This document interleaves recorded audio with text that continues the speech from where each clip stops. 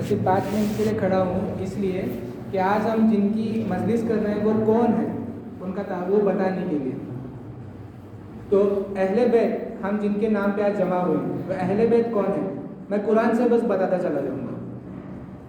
بنی اسرائیل جو موسیٰ علیہ السلام کی جو قوم تھی ان سے اللہ تعالیٰ نے فرمایا جب وہ ایک شہر میں داخل ہونے جا رہے تھے کہ تم لوگ اس شہر کے دروازے پہ سجدہ کرتے ہوئے جانا اور جو میں تمہیں کلمات سکھا رہا ہوں وہ کلمات پڑھتے ہوئے جانا تو تمہیں میں بخش دوں گا.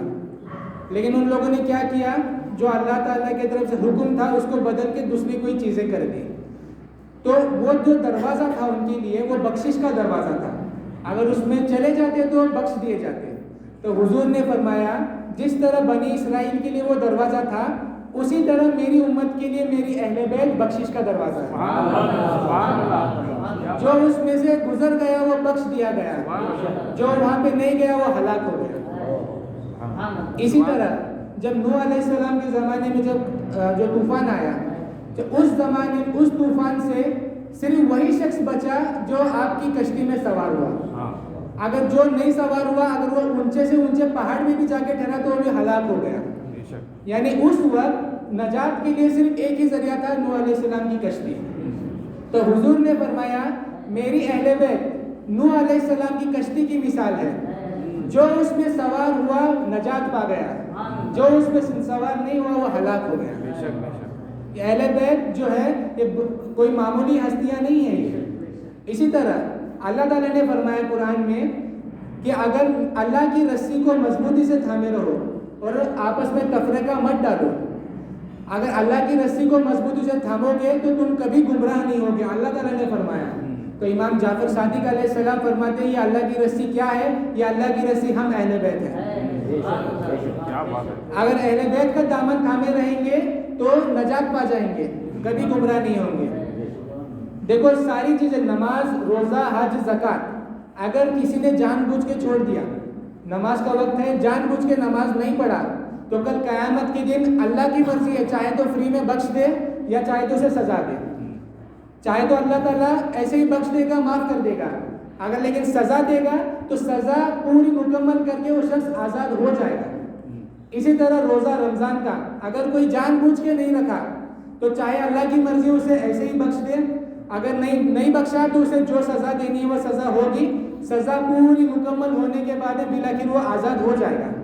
اسی طرح زکوٰۃ بھی, اسی طرح حج بھی جن پہ فرض ہے جان بوجھ کے نہیں کیے اللہ کی مرضی ہے معاف کیا نہیں تو سزا ہوگی لیکن بالآخر آزاد ہوگی. لیکن اہل بیت کی محبت وہ فرض ہے اگر چھوٹ گیا تو ہلاک ہو گئے, چھوٹ گیا تو اللہ کی بارگاہ سے بخشش نہیں ملے گی, تم ہمیشہ کے لیے جہنم میں چلے جاؤ گے. دلیل کیا؟ دلیل خود حضور نے فرمایا. حضور نے فرمایا کوئی شخص اگر وہ ہماری اہل بیت سے بغض رکھتا ہے اور وہ اللہ کے سامنے حاضر ہوگا تو اللہ تعالیٰ اسے یہودی بنا کے حاضر کرے گا. تو صحابی نے عرض کیا یا رسول اللہ اگر وہ نماز پڑھتا ہو روزہ رکھتا ہو تب بھی؟ تو حضور نے فرمایا ہاں اگر وہ نماز پڑھتا ہو روزہ بھی رکھتا ہو لیکن اس کے دل میں ہماری اہل بیت کی بغض ہوگا محبت نہیں کرتا ہوگا تو اللہ اسے یہودی بنا کے اٹھائے گا. اور اس سے بڑھ کر حضور نے فرمایا حرم کعبہ کے پاس جو سب سے افضل ترین جگہ ہے اسے مقام ملتزم کہتے ہیں. اگر کوئی شخص مقام ملتزم پر کھڑا ہو, روزے کی حالت میں ہو, نماز پڑھ رہا ہو, اس حال میں اگر اسے موت آ جائے لیکن اگر اس کے دل میں ہم اہل بیت کا بغض ہو محبت نہیں کرتا ہو تو اللہ تعالیٰ اسے جہنم میں پھینک دے گا. تو دیکھیے ساری عبادتیں چھوڑنا نہیں چاہیے, غلط ہے, لیکن اگر چھوٹ جائے تو اللہ رحمان و رحیم ہے معاف کر دے گا. لیکن اہل بیت کی محبت وہ ہے کہ اللہ اگر چھوٹ گئی تو ہمیشہ کا خسارہ ہے, ہمیشہ چھوٹ جائیں گے, نجات نہیں ہوگی. اب یہ اہل بیت ہے کون؟ حضور نے فرمایا صحابہ نے پوچھا یا رسول اللہ آپ کی وہ اہل بیت کون ہیں جن سے محبت کرنا ہم پر فرض کر دیا گیا ہے؟ حضور نے فرمایا علی و فاطمہ و ابناہما, علی, فاطمہ اور حسن اور حسین علیہ السلام, یہ 4 مقدس ہستیاں اور ان کے بعد ان کی پوری آل, یہ وہ اہل بیت ہے جن کی محبت ہر مسلمان پر ضروری نہیں کمپلسری ہے.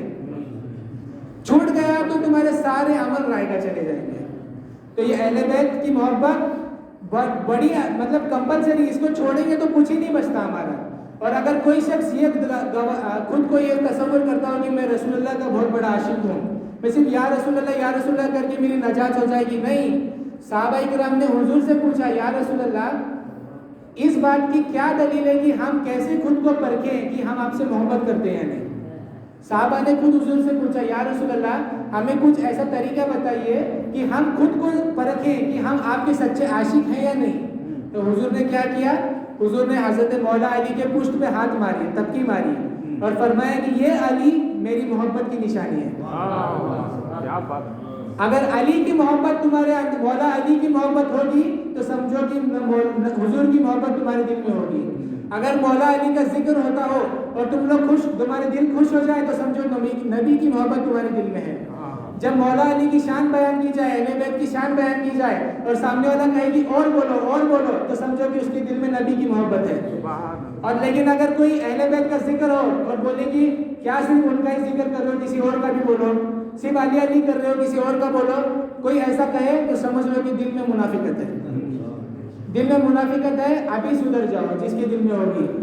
آخری سانس تک اللہ تعالیٰ نے وقت دیا ہے اس سے بچنے کا. جو یہ اہل بیت کی محبت ہر چیز سے بڑھ کر اہل بیت کی محبت ہے. ان کے علاوہ کوئی ذریعہ نہیں ہے نجات کا. تو اللہ تعالیٰ ہمیں ان کی ہم محفل کر رہے ہیں. اللہ تعالیٰ ہمیں ان کی محبت میں رکھے، ان کی شفاعت عطا کرے اور جنت میں ان کا پڑوس نصیب کرے. وما علینا الا البلاغ.